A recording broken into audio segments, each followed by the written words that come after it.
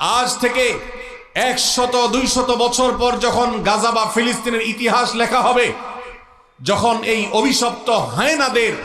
এই নির্মমতার চিত্র ইতিহাসের পাতায় তুলে ধরা হবে, তখন আপনি আমিও কাঠগড়ার আসামি থাকব।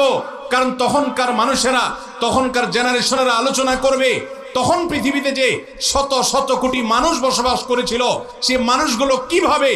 এতগুলো মানুষের সামনে পৃথিবীর ছোট্ট একটা ভূখণ্ডের মধ্যে এইভাবে মানুষকে হত্যাযজ্ঞ চালানো হয়েছে, নির্মমতা করা হয়েছে, শিশুদের সামনে বাবা মাকে খুন করা হয়েছে, বাবা মার সামনে শিশুদেরকে টুকরা টুকরো করা হয়েছে, কিভাবে এই নির্মমতা চালানো হয়েছে বিশ্বের শত শত কোটি মানুষ তারা তখন কি করেছে।